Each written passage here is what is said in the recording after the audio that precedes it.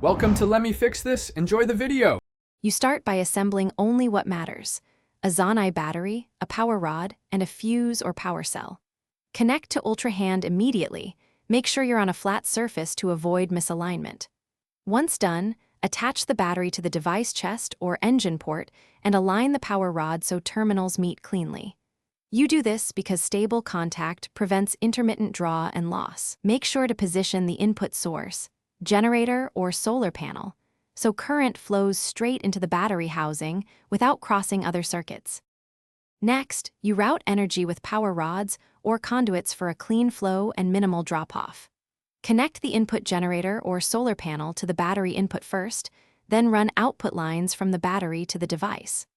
Once connected, set any switches or regulators to control when charging happens. You do this to prevent backflow and wasted cycles.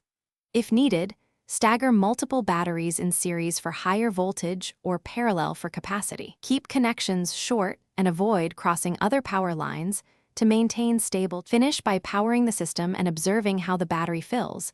You should see steady percent increases.